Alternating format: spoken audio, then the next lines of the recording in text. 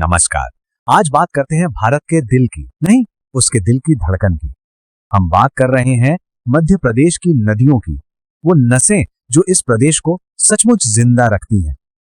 और यहीं से एक बड़ा सवाल उठता है, आखिर क्यों भारत का दिल उसकी नदियों का भी दिल कहलाता है? क्या वजह है कि मध्य प्रदेश को नदियों का मायका जैसा खूबसूरत नाम मिला है? देखिए, इसका जवाब छिपा है यहाँ की शानदार ज्योग्राफी में। ये तीन नाम याद रखिए, मैकाल, विंध्य और सतपुड़ा। ये सिर्फ पहाड़ नहीं, बल्कि वो सोर्स कोड हैं जहां से मध्य प्रदेश की ज्यादातर नदियां जन्म लेती हैं और अपनी यात्रा शुरू करती हैं। तो आगे का सफर कुछ ऐसा रहेगा। सबसे पहले समझेंगे कि एमपी को नदियों का दिल क्यों कहते हैं। फिर मिलवाएंगे आपको यहाँ की दो महान लाइफलाइन से। कुछ और जरूरी नदियों पर भी नजर डालेंगे। और हाँ, ये भी देखेंगे कि इन नदियों पर बने बड़े बड़े प्रोजेक्ट्स ने कैसे सब कुछ बदला है और आखिर में इन सबका हम पर क्या असर पड़ता है। तो चलिए शुरू करते हैं। सबसे पहले समझते हैं कि मध्य प्रदेश की इन नदियों का पूरा सिस्टम, इनका भूगोल काम कैसे करता है। कुछ बातें तो सच में चौंका देती हैं। क्या आप जानते हैं कि देश का सबसे बड़ा गंगा यमुना ड्रेनेज बेसिन मध्य प्रदेश में है? और यहाँ नदियों का फ्लो भी बड़ा यूनिक है। एक तरफ है नर्मदा, जो विंध्य और सतपुड़ा के बीच से, कहते हैं ना, उल्टी धारा बहना, तो ये पूरब से पश्चिम की ओर बहती है। वहीं दूसरी तरफ है वैनगंगा, जो राज्य की इकलौती बड़ी नदी है जिसका रुख दक्षिण की ओर है। कितना दिलचस्प है ना?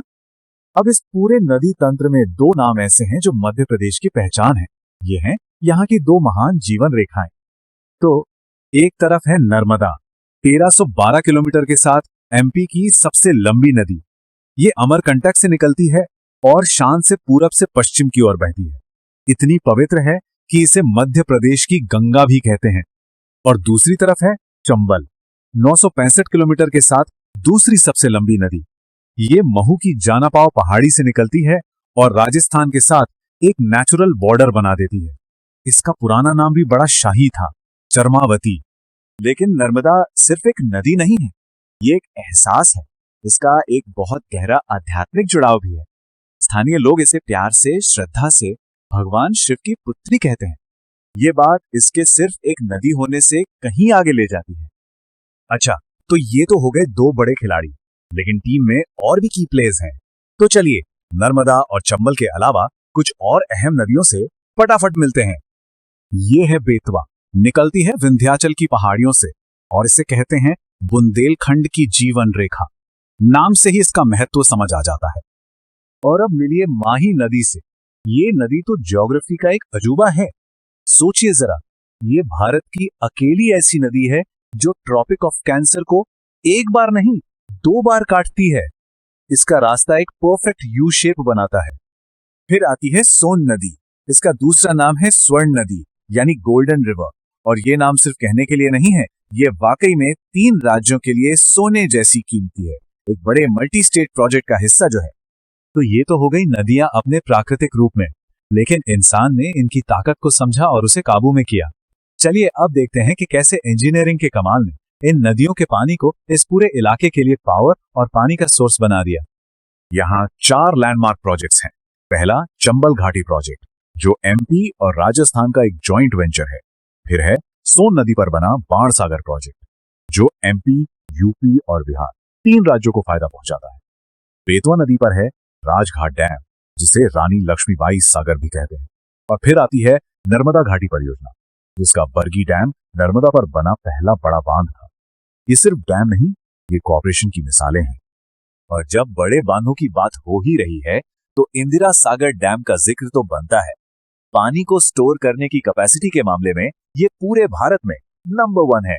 सोचिए कितना विशाल होगा ये। इन बड़े बड़े प्रोजेक्ट्स का असर सीधे आम जिंदगी पर पड़ता है। एक छोटा सा उदाहरण है कोलार प्रोजेक्ट। यही प्रोजेक्ट है जो राज्य की राजधानी भोपाल की प्यास बुझाता है। तो ठीक है, नदियां हैं, प्रोजेक्ट्स हैं, लेकिन इसका मतलब क्या है? जमीन पर इसका क्या असर होता है? चलिए अब अपने आखिरी हिस्से में यही समझते हैं कि ये पानी खेती और रोजमर्रा की जिंदगी को कैसे बदलता है। ये जो चार्ट है, ये एक बड़ी दिलचस्प बात बताता है। लगता होगा कि नहरों से सबसे ज्यादा सिंचाई होती होगी, है ना? लेकिन नहीं। मध्य प्रदेश में आज भी खेती के लिए सबसे ज्यादा भरोसा कुओं और ट्यूबवेल पर किया जाता है।